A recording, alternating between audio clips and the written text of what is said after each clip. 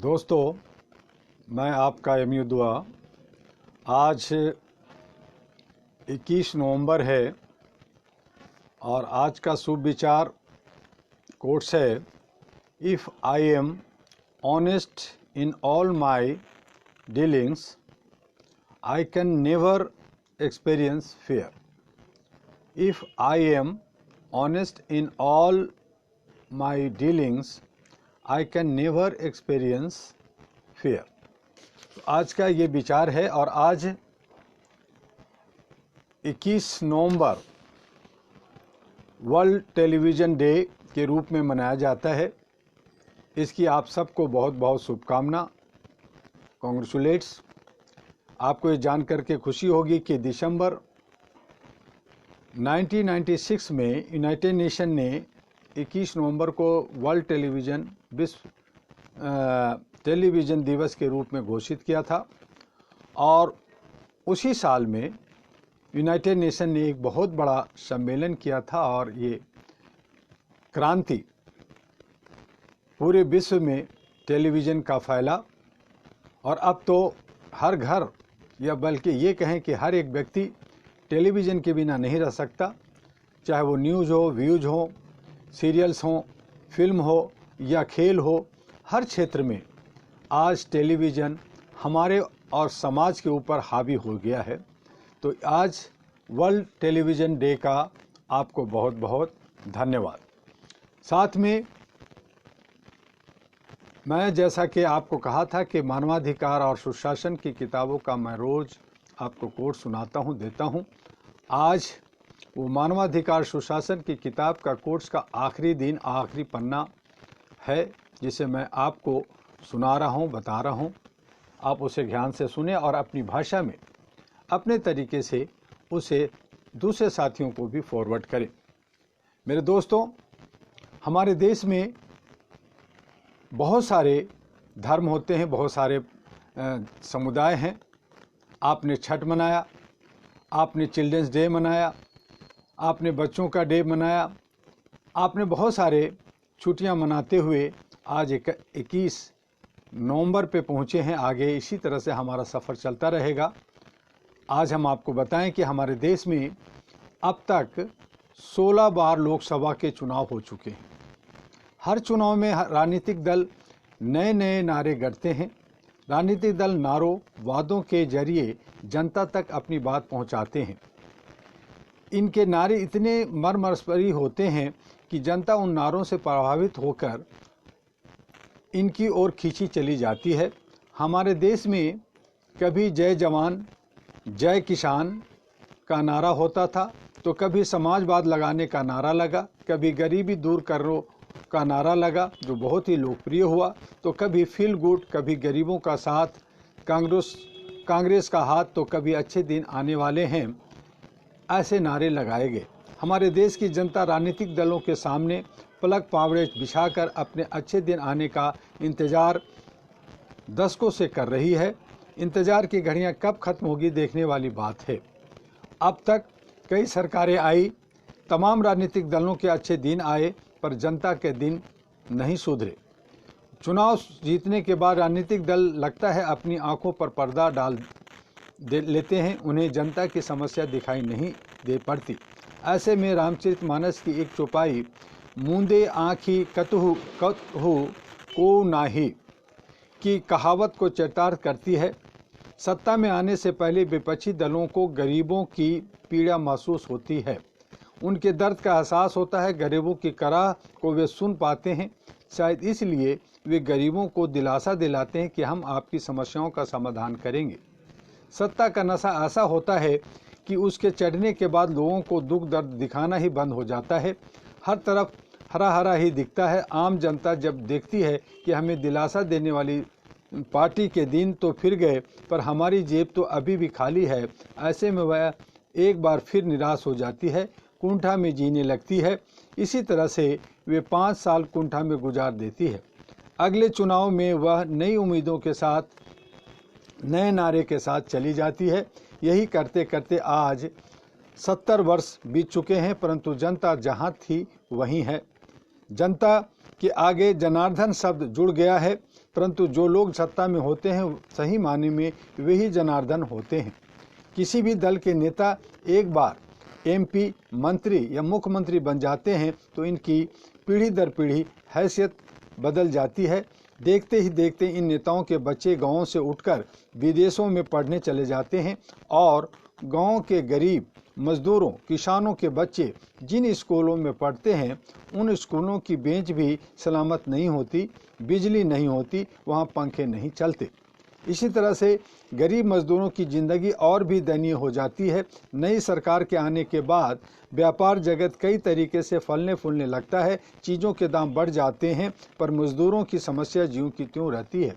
मजदूर अपनी तारीख का इंतज़ार करता है। अब पहली तारीख आते आते उसके घर का बजट उसके वेतन से दोगुना हो जाता है। ऐसे में वेतन लेकर घर आने के बाद वह और भी दुखी हो जाता है।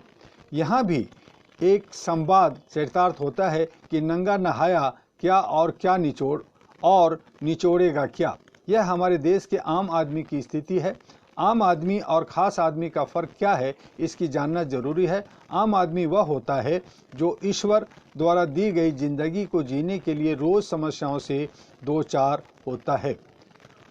उसकी कमाई से जो कुछ मिलता है वह हमेशा कम पड़ता है। खास आदमी उसे कहते हैं जिसके पास मिलने के स्रोत दिनों दिन बढ़ते जाते हैं, उसके बैंकों की संख्या बढ़ती है, बैंक बैलेंस बढ़ता है, मित्रों की संख्या बढ़ती है और उसके पांव जमीन पर नहीं रहते। जबकि आम आदमी जहां खड़ा था उसी जमीन पर आज भी खड़ा दिखेगा। हमारा देश आज तक तकनीक के क्षेत्र में, उद्योग के क्षेत्र में दुनिया के विकसित देशों के समकक्ष खड़ा होता नजर आ रहा है। हमने अपने बल पर मंगलयान को अंतरिक्ष में भेज दिया और हमारे कई अन्य उपग्रह अंतरिक्ष में काम कर रहे हैं। चांद के मिशन पर हम काम कर रहे हैं। हमारे यहाँ सुई से लेकर हवाई जहाज बनने लगे हैं, पर यह हमारी तरक्की का नमूना है। दूसरी तरफ हमारे ग्रामीण क्षेत्रों में हमारे देश की महिलाएं कई जगहों पर सिर पर घड़ा रखकर काफ़ी दूर पानी लेने के लिए जाती हैं। हर घर में शौचालय नहीं है, हर घर में बिजली नहीं है। सांपों के काटने के बाद अभी भी लोग झाड़ पोंछ में लगे रहते हैं। गरीब आदमी के 2 वक्त का भोजन आसानी से नसीब नहीं हो पाता। 28 रुपये से लेकर 33 रुपये कमाने वाले व्यक्ति को हमारे यहाँ गरीब नहीं माना जाता है। हमारे यहाँ सरकारी आंकड़ों की जादूगरी इतनी ज़बरदस्त है कि अच्छे अच्छे लोग चक्कर खा जाते हैं। यदि 33 रुपये प्रतिदिन कमाने वाला गरीब नहीं है तो इसका मतलब हमारे यहाँ पर भिखारी मजदूर भी गरीब नहीं है। हम यथार्थ से पलायन करते रहते हैं।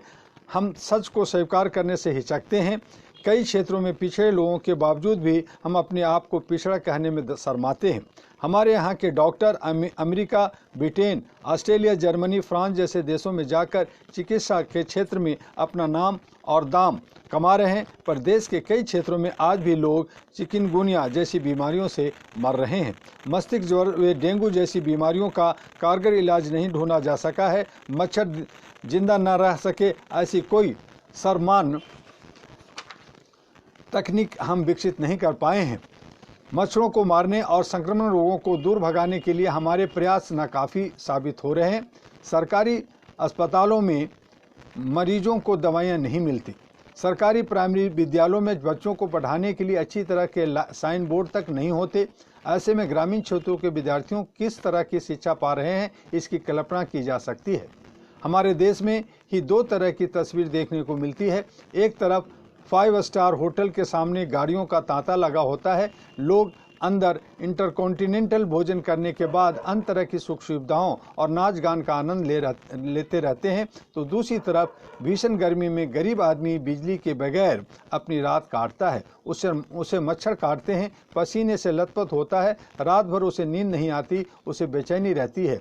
सुबह उठते ही उसे फिर अपने काम पर निकल जाना होता है, जबकि 5 तारा होटलों में भोजन करने वाले दिन के 12 बजे तक सोते हैं। एक तरफ लोग हवाई जहाज़ में यात्रा कर रहे हैं तो दूसरी तरफ लोग खटारा बसों या ट्रेन की जनरल बोगियों में जानवरों की तरह बैठकर यात्रा करने को मजबूर हैं।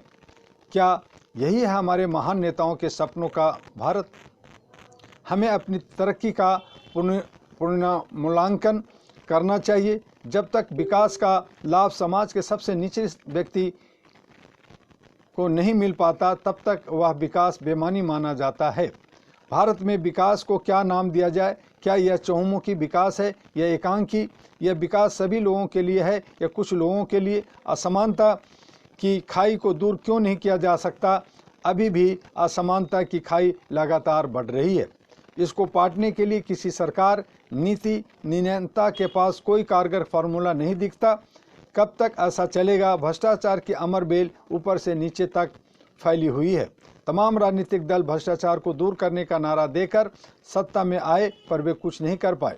देश का कितना पैसा बाहर रखा है, उसे लाने की बार बार कस्में खाई जाती है, परंतु उसका कोई परिणाम नहीं निकलता। ऐसा क्यों है?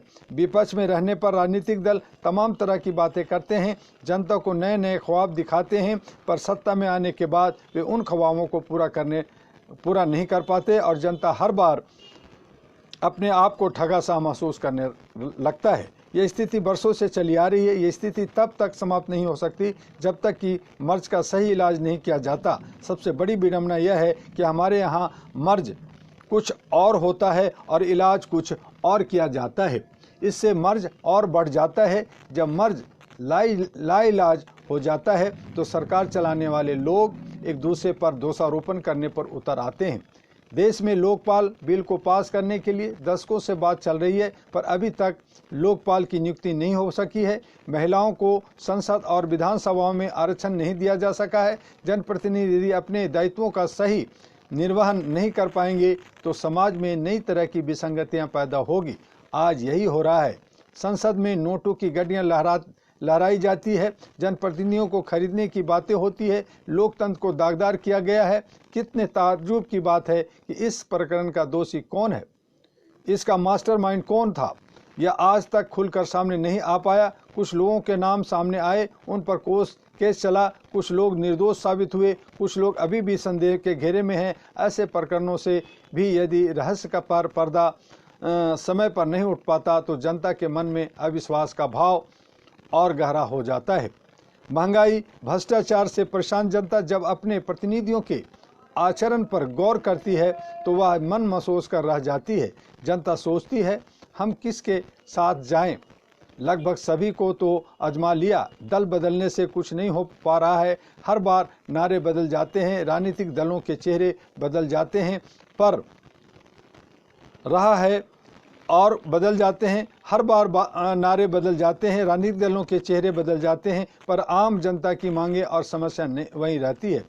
राडिया टेप प्रकरण में देश के तमाम क्षेत्र के सुप्रसिद्ध लोगों के नाम सामने आया। इससे जनता में यह संदेश गया कि भ्रष्टाचार को अंजाम देने वाले लोगों की फेहरिस्त लंबी हो गई है। इसमें तमाम क्षेत्र के लोग शुमार हो चुके हैं। पुलिस पब्लिक संबंधों को लेकर हमारे देश में बरसों से बहस चल रही है। पुलिस जनता की सेवा के लिए, उसकी भलाई के लिए काम करने का वर्त लेती है, परंतु पुलिस की भूमिका भी आज संदेह के घेरे में है। पुलिस व्यवस्था पर भी कई तरह के सवाल उठने लगे हैं। रक्षक ही जब भक्षक होने लगे तो जनता का विश्वास पूरी तरह डगमगा जाता है। अपराधी खुलेआम अपराध को अंजाम देकर सड़कों पर घूमते हैं या कुछ हवालात या जेल में बिताकर आने के बाद सीना तानकर चलते हैं। उनके खिलाफ मुकदमा चलता रहता है पर फैसला जल्दी नहीं आता।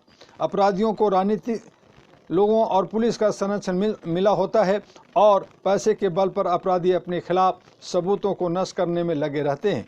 गवाहों को तोड़ लिया जाता है। अन्य कई तरह के तरीके अपनाकर मुकदमों में विलम्ब कराया जाता है। इससे न्याय मिलने में काफ़ी विलम्ब होता है। न्यायालय पर मुकदमों का बोझ बढ़ता जाता है। न्यायालय पर भी लोग उंगलियां उठाने लगे हैं। भारत में ने जब अपना संविधान बनाया तो लोगों को कई मूल अधिकार दिए गए तथा कुछ कर्तव्य भी बताए गए। आज हमारे देश में कुछ लोगों को सभी अधिकार मिले हुए हैं, परंतु वे अपने कर्तव्यों को भूल जाते हैं। दूसरी तरफ यहाँ की कमजोर, गरीब, उपेक्षित जनता अपने कर्तव्यों को पूरी तरह से पालन करती है, पर उसके अधिकार नहीं मिल पाते। उपेक्षित लोग अपने अधिकारों की बात करना जानते ही नहीं। देश में आज तक साक्षरता 100% नहीं हो पाई है। महिलाओं के खिलाफ अपराध को नहीं रोका जा सका है। भ्रूण हत्या के खिलाफ हमने कई कानून बनाए पर वे पूरी तरह से कारगर साबित नहीं हो रहे हैं। इसी तरह से ग्रामीण क्षेत्रों में अशिक्षा जैसे कोड़ को दूर करने के लिए हमने तमाम प्रयास किए, पर अभी भी पूरी तरह से शिक्षा की लौ को हर घर में नहीं जगमाया जा सका है। भारत में कृषि घाटे का सौदा बनती जा रही है। किसान आत्महत्या करने लगे हैं। छोटे किसान शहरों की तरफ पलायन करके मजदूरी करने लगे हैं। कृषि क्षेत्र सिकुड़ता जा रहा है। ऐसी स्थिति में भारतीय कृषि की स्थिति ठीक नहीं दिखती। कृषि क्षेत्र की स्थिति जब तक नहीं सुधरेगी तब तक भारत को एक ग्रामीण क्षेत्र का चेहरा नहीं चमक सकता। इसी तरह से अन्य तमाम तरह की विसंगतियां हमारे देश में आज भी मौजूद है। 21वीं सदी में विकसित राष्ट्र बनने की तरफ अग्रसर है, परंतु शहर और ग्रामीण क्षेत्रों में विकास में संतुलन नहीं हो पा रहा है। असमानता की खाई को नहीं पाटा जा रहा है। तब तक यह जो है दूर की कौड़ी, यह बहुत ही मुश्किल काम दिख रहा है। संचार क्रांति के बाद हमारे देश में मोबाइल फ़ोन ने ऐसा पांव पसारा कि गांव में खेती करने वाला, सब्जी बेचने वाला, मछली बेचने वाला, साइकिल रिक्शा चलाने वाला से लेकर उच्च वर्ग के लोगों के हाथों में मोबाइल आ गया। मोबाइल आज भारतीयों की ज़िंदगी का ज़रूरी हिस्सा बन गया है। आज किसी दफ्तर में काम करने वाला कर्मचारी, अधिकारी, सीईओ, निर्देशक हो या ग्रामीण क्षेत्र में साप्ताहिक बाजार में पटरियों पर दुकान चलाने वाला दुकान ही क्यों ना हो, वह बिना मोबाइल को अपने हाथ में लिए घर से निकलता ही नहीं। मोबाइल हाथ में आने के बाद व्यक्ति मॉडर्न हो गया है और उसे भारतीय सभ्यता, भारतीय परंपरा अब उतना नहीं लुभाती जितनी उसे रॉक म्यूजिक, पाश्चात्य शैली की पार्टियां, धूम धड़ाम और पब, आधुनिक रेस्टोरेंट, रेस ड्राइविंग, आयातित घड़ियां, आयातित परफ्यूम एवं अन्य आयातित वस्तुओं के प्रति भारतीयों की बढ़ती लालसा ने उसे भारतीयता से दूर करना शुरू कर दिया है। योग भारत के ऋषि मुनि मनीषियों द्वारा सैकड़ों वर्ष पहले या हजारों वर्ष पहले भारत में अपनाई गई है। अब यही योग विदेश चला गया। अब विदेश से होकर भारत लौटा तो यह योगा हो गया। अब तक योग भारतीय स्वरूप में था, तब तक यह सिर्फ ऋषि मुनियों, संतों, महंतों, योगियों द्वारा अपनाई जाती रही है। अब जब विदेश से परिष्कृत होकर योगा बनकर भारत में आया तो इसे सबसे पहले अत्याधुनिक लोगों ने अपनाना शुरू कर दिया है। इसी तरह से हमारे तीज त्यौहार अब बीते दिनों की बात होती जा रही है। हमारे सुख सुविधाओं का भोग करना अच्छी बात है, लेकिन एक मानव होने के नाते हमारा दायित्व यह भी है कि हम दूसरों के दुख दर्द को भी बांटें। यदि हम विदेशी गाड़ियों में चलते हुए पर इतराते हैं, महंगे फ़ोन पर गानों को सुनकर आनंदित होते हैं, तो हमें दीन दुखियों के दुख दर्द को देखकर उनके दुखों को बांटने का प्रयास भी करना चाहिए। सड़कों पर यदि कोई घायल व्यक्ति पड़ा है तो एक मानव के नाते हमारी जिम्मेदारी बनती है कि हम उसे अस्पताल पहुंचाकर उसका जीवन बचाने का प्रयास करें। महंगी गाड़ियों से रेस रफ्तार से चलने वाली हुई किसी को घायल कर देना या उसे कुचल देना ही मानव की शान नहीं होती। मानव की शान तो किसी की जान बचाने में है, किसी को प्रेम करने में है, किसी का दुख दर्द बांटने में है। हम अक्सर देखते हैं कि कोई बूढ़ी औरत हाथ में कटोरा लिए हुए सड़क पर चलती आती है तो कार चलाने वाले लोग इस बात से ज़्यादा चिंतित रहते हैं कि यह बुढ़िया महिला कहीं हमें रोककर हमारा समय नष्ट न कर दे। इसके साथ कुछ लोग अन्य तरह की धारणाएं भी बनाने लगते हैं। लोग उन्हें पेशेवर कहते हुए मुंह चिढ़ाकर आगे बढ़ जाते हैं कि ऐसे लोग तो सिर्फ दिखाने के लिए भीख मांगते हैं, बाद में भीख से इकट्ठा हुए पैसों से नशीली चीज़ों का सेवन करते हैं। इसी तरह से महानगरों में तमाम जगहों पर अपंग लोग दिखाई पड़ते हैं। उनके प्रति भी लोगों के अंदर वह संवेदना नहीं होती जो होनी चाहिए। उपरोक्त उदाहरणों से यही लगता है कि हम सिर्फ मानवता की बात करते हैं, लेकिन जहाँ पर मानवता का उदाहरण पेश करना होता है वहाँ हमें पहले अपने स्वार्थ को देखते हैं। जो चीज़ें हमें आराम देती है, सुख शांति देती है और जिसको करने से लोग हमारी वाहवाही करते हैं, जिंदाबाद के नारे लगाते हैं, हम उन्हीं कामों को करने में ज़्यादा रुचि दिखाते हैं। मेरी समझ से मानव को इस तरह की विचारधाराओं से ऊपर उठकर सोचने की ज़रूरत है। मानव के प्रति प्रेम, मानवता की सेवा और मानवाधिकारों के प्रति सच्चा समर्पण करने वाला व्यक्ति ही सही मायने में मानव कहलाता है। अपने लिए ही जीना पर्याप्त नहीं होता, जो दूसरों के लिए जीते हैं उन्हीं का जीवन सार्थक कहलाता है। इस पुस्तक जो ह्यूमन राइट्स और मानवता पे जो हमने किताबें लिखी उससे ऐसे पहलुओं पर प्रकाश डाला गया है जिसे आप पढ़ें, आप अपने घर पे मंगाएं। इसे हम आपको डाक से भेजेंगे। आप हमारे अहरा और के हेडक्वार्टर में आएंगे तो आपको ये किताबें मुफ्त दी जाएगी। और इस तरह से आप जो है देश की सरकारों ने जो पर्याप्त काम नहीं किया, किसानों, मजदूरों, दलितों, आदिवासियों, शोषितों, वंचितों, भिखारियों, किन्नरों के लिए और प्रयास करने की जरूरत आन पड़ी है। उस पर आप अपना हिस्सा बटाएं। हमारे देश में असमानता की खाई बहुत लंबी, बहुत चौड़ी है। इससे तत्काल पाटने की ज़रूरत है। इसे पाटे बगैर समानता नहीं आ पाएगी। जब तक समानता नहीं आ पाएगी तब तक देश में तमाम तरह की समस्याएं बनी रहेंगी। मानवाधिकार व सुशासन पुस्तक में हमने तमाम बिंदुओं पर प्रकाश डाला है। सुशासन कैसे आए इसके लिए कुछ सुझाव भी दिए हैं। यदि इन सुझावों को अमल में लाया गया तो निश्चित रूप से देश को फायदा होगा। इसी आशा और विश्वास के साथ हमने ये मानवाधिकार व सुशासन किताबें लिखी। तो आपको हम सिर्फ इतना कहेंगे, जागो जनता, बदलो सिस्टम। हम सब एक हैं। समय बदला है, हम बदलेंगे तभी देश विकास करेगा, जन जन को अधिकार मिलेगा। बस आज इतना ही। फिर हम कल संडे है, छुट्टी है, कल हम आपके साथ नहीं आएंगे, लेकिन परसों फिर हम 1 बजे दूसरे किताब और दूसरे जो हमारे भ्रष्टाचार और बाकी बातें हैं उसको लेकर के आएंगे। तब तक के लिए अलविदा। जय हिंद, जय भारत।